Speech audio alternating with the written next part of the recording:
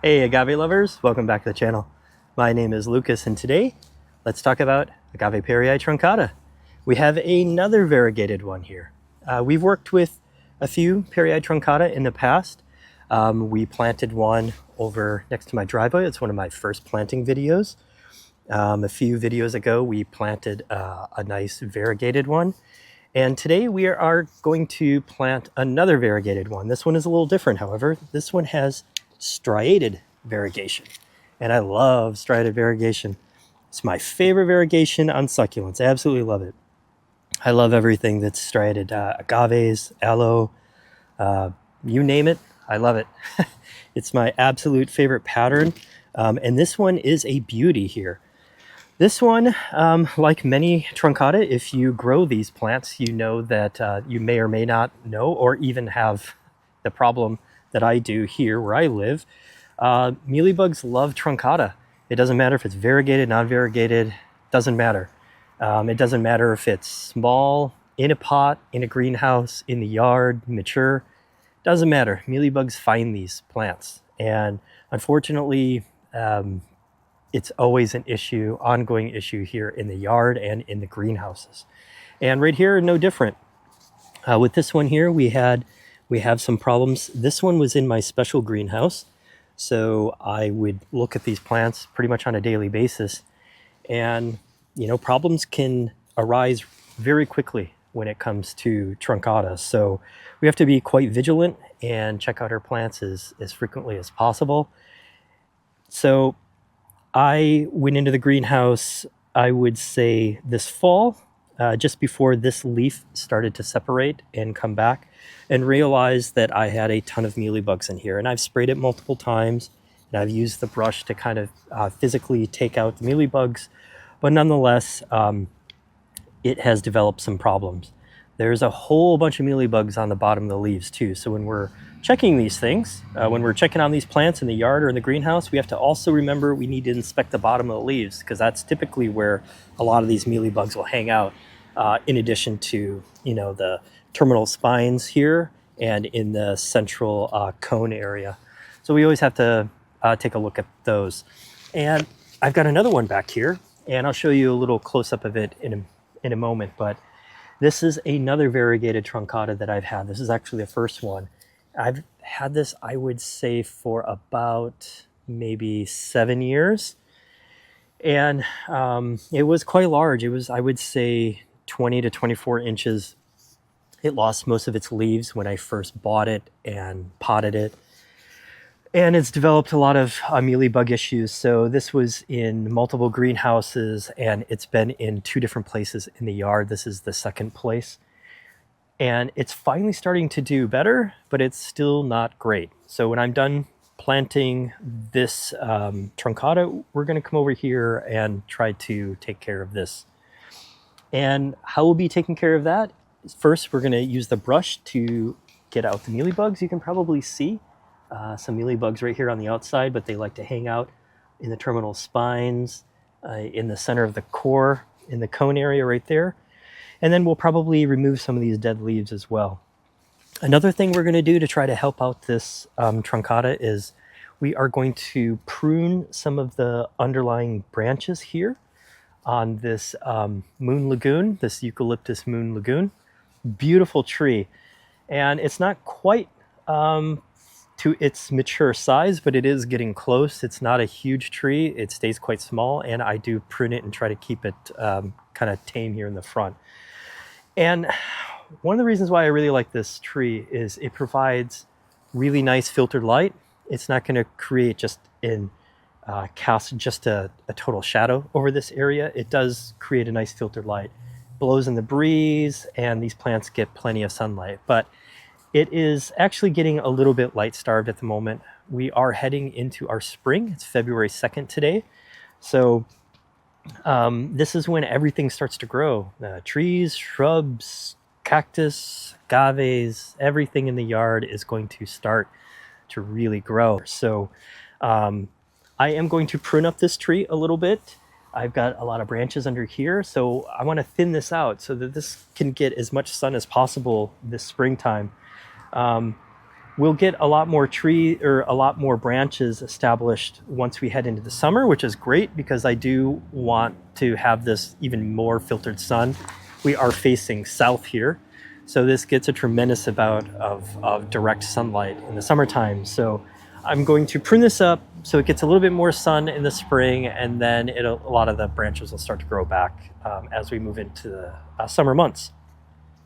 I already have a hole here. That is where this agave is going to go. And what I had there before was a variegated Agave Macroacantha, or a blue ribbon Macroacantha. And that one also is kind of like the truncata, but even worse. Those things really attract the mealybugs. So I've got a mature non-variegated one off camera to my right here, to the camera's right, actually in front of me.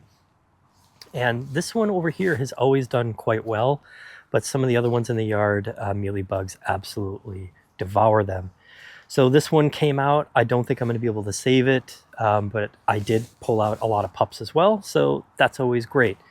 So I think I want to prune this a little bit just to make it a little easier for you guys to see what I'm doing here. And let's get started with that. Okay, pretty much I'm just going to start on the bottom here and take out some of these small branches here.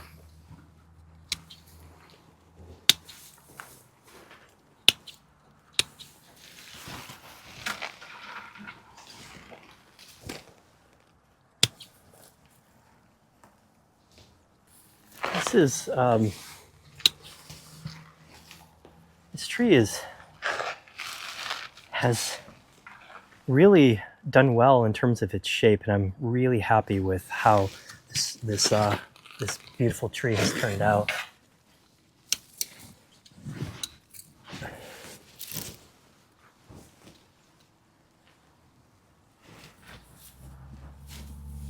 Just a few more here, not a lot. Again, I just want to make sure that I have a lot of branches to work with as we move into our summer months here, but I just want to make sure that this is going to get a little bit more sunshine here in the spring.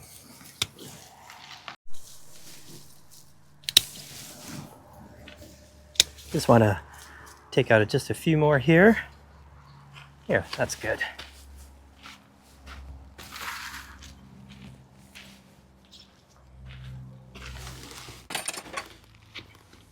Okay. So as I mentioned, I already have a hole here, so I don't really have to prep this space. The soil is all imported, so it's very nice. In this succulent bed here, we have it's a bit raised, so we're probably maybe about 18 inches or so above the ground here. And I've mentioned this a lot. We're in zone 9B. And we have primarily clay soil here. So I have to amend all the soil for just about every single plant that I work with. So this area all has imported dirt, and it is very coarse. So you can see there's a lot of pumice stone. That's the white stuff here. Some of the red is lava, and there's some black lava in here as well. For the most part, there's just a lot of pumice and just enough organics to give these plants the nutrients that they need. This is just enough filtration that hopefully it is going to provide just enough shade for this plant and when the sun overhead is beating down. And this is why I chose this spot. Another area that I was going to pot this agave was going to be in my backyard in that planter box that I recently did a video on. I have mostly Agave Oterii in there, but I had since put a few other plants that I had some problems with that were in the greenhouse. And that is what I was going to do today, but I decided, you know, I have very few places in the yard that I can put plants that need this filtered light, and this is one of them. And I already had to take out that variegated Macroacantha anyway, so it's a perfect time to do a nice planting video. The weather couldn't be better. Well, today I'm just glad it's not super sunny or raining. You know, we have nice warm temperatures. It's just about 70 degrees, and we might get some rain. But for the most part, we have perfect planting weather. 2 days later.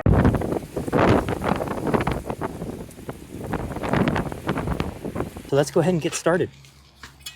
I don't need this. I'm going to move this out of the way. Probably don't even need any of these digging shovels. And what I like to do first is I like to hit the sides of the pot. I have a lot of red lava, actually multicolored lava on the top.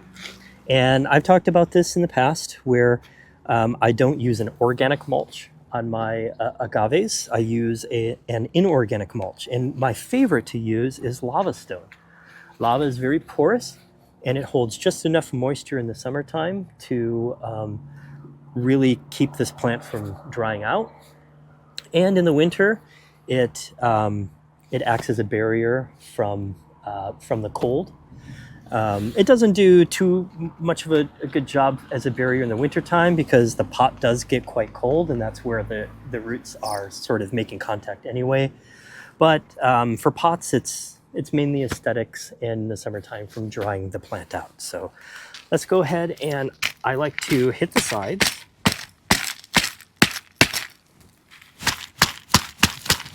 And then I pour the lava right in the hole. Oh my gosh, I see a pup. When I see a pup from a special plant, a rare plant, oh, that just makes me feel so good. So I've got a pup in here. I don't know if you can see it, but I'll do my best to show you. Can you see that in there? It's right under this leaf right here. Can you see that? Oh. I'm stoked about that. Okay, so that puts me in a good mood automatically. What we want to do is, this is a special plant, so we have to be careful pulling this out. I don't really want to disrupt or disturb the roots. So I'm going to hit the sides a little bit more.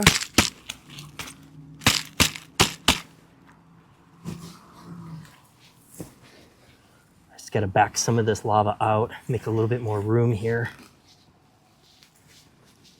Because I want to try to keep this root ball intact as possible. I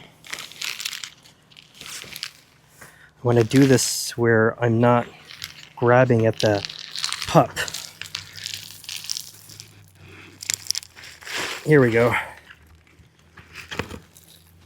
Okay. So check out that root ball. Look at all that nice coarse soil in there. Look at all that. Very healthy. Fantastic.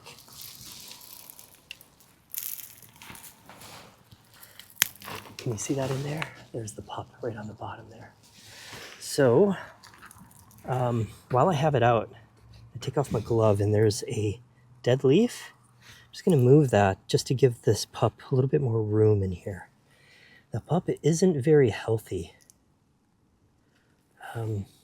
It's very, it doesn't have a lot of chlorophyll, so it's almost albino.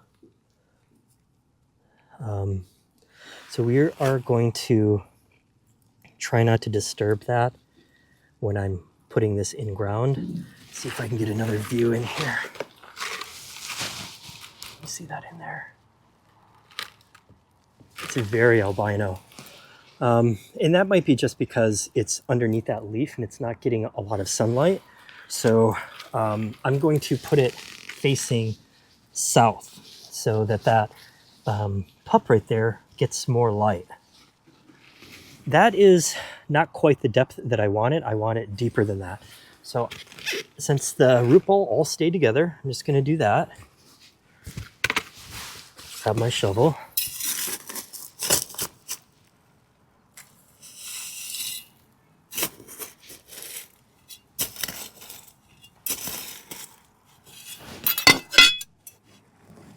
Very nice coarse soil. Just be nice and gentle. Again, I want that pup to be getting some sunlight there. Now I need to step back a moment because I want to make sure that I've got enough room between this golden barrel and this Parasana fireball. Yeah, I think that will do it. Okay, dump out my glove here. And I'm going to keep the rocks that I had around. I'll put rocks to block these holes. So I just want to keep those. But the rest of this stuff, I'm going to move back into the hole. Where'd my other glove go? There it is. Okay, so we can reuse all of this beautiful soil.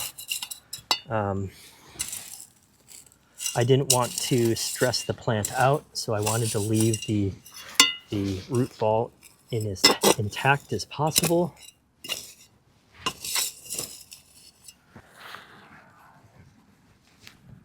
I want this plant to be nice and firm.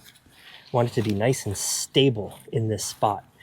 When a plant, any plant, tree, bush, shrub, succulent, any kind of plant, needs to be stable in the ground before it feels confident enough to start growing.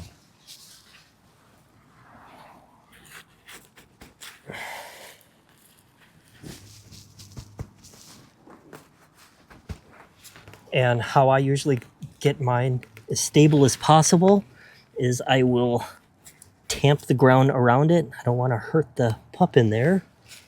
It's in a really awkward place because it's right underneath that leaf. But I don't want to mess with it because, again, variegated truncata pups are kind of rare. So I want to be careful. These are just some of the roots and stuff from the Macroacantha that was here. This is a seed from the Palo Verde behind me. Seed pod, I should say. Okay, so now we're just going to tamp this down. We're just going to tamp it down with our hands. Nothing fancy.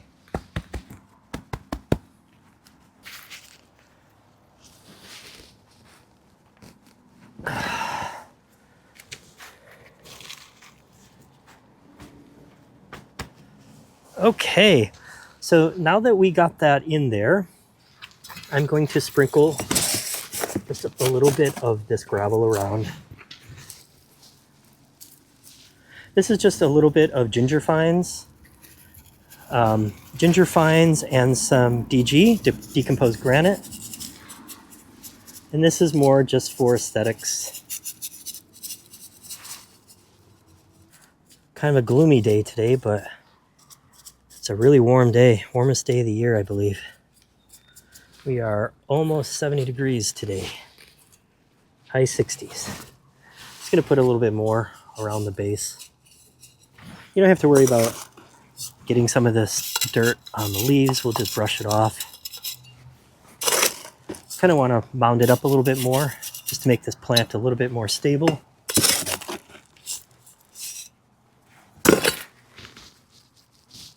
We'll just pop those in there and make sure that there's no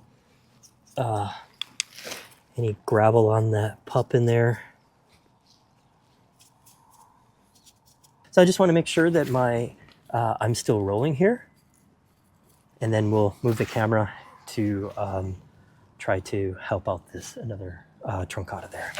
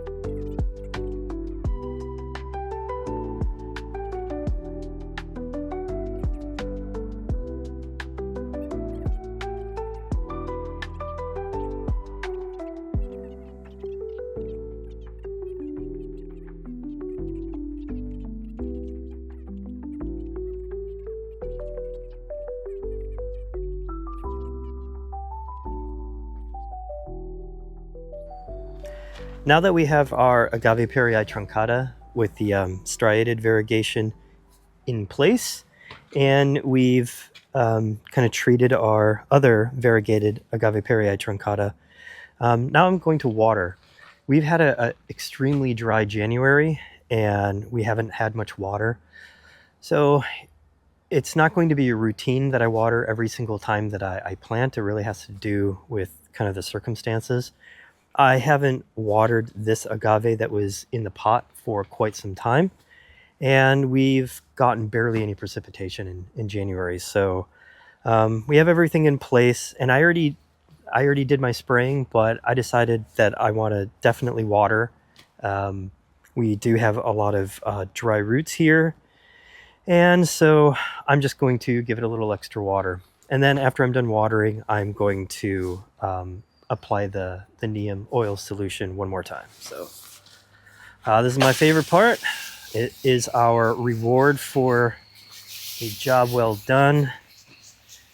And today, I think we can say that for sure. Really hope that this this beautiful striated truncata survives. Not only survives, but thrives. And time will tell. This is a perfect time of the year to get our dry garden needs taken care of. So I try to do everything that I can to maximize my time out here. So as I've said before, unfortunately I can't show everything I do. That would be great, but you know, like earlier in the week, actually earlier in the day, I'm sorry, I came out and planted a new cactus in the yard, actually next to the front walkway, walking up here off to the right there. And I'm pretty happy with that. Turned out quite well. The cactus originally was in here, and it wasn't getting enough light. As I said, this beauty has grown so quickly that I've had to make a few changes here and there. So look how the color really brings out all these plants in this. Look at this. Look at beautiful reds and these flowers here. It's a gorgeous tree. I love the size too. It's wonderful. I'm so glad that it's thrived here in our climate here in Zone 9B, Northern California, Central Valley. And look at the colors. Look at the colors of this. Doesn't that look beautiful? Really brings out the striations. I'll get in here with the other aloes and agaves. Oh, we're starting to get a little sunshine. Now I'm going to wait a little bit. Since I've watered, I'm going to wait a little bit before I spray the solution on. I want to make sure that the solution sticks really well to the plant leaves. So I just kind of want to make sure that that they're a little bit more dry before I come back and spray them again to try to keep those mealybugs off and keep the ants away from collecting the honeydew. And look at that, the sun is even coming out even more. Look at that. Now it's really showing off the colors. Look at those beautiful colors. Well, I want to thank you for tuning in. I really do appreciate it. If you haven't already, like and subscribe. That really helps out the channel, helps me spread the word about beautiful plants such as these. Today we worked with the Agave Truncata, a striated variegated one, and we did a little health to the same thing, but not a striated variety, just a regular variegata. And we worked around the golden barrel cactus and a few other plants we talked about. And again, look at this. Look at the colors of this. It's so nice. And this is a Moon Lagoon eucalyptus, and I really recommend it for your dry garden. I think it's quite nice. It really has that filtered light, a lot like the Palo Verdes above it, and I think it's really nice. Again, yeah, thanks again for tuning in. I really appreciate it, and we'll see you next time. Have a great week ahead, and stay safe, everyone. Thanks.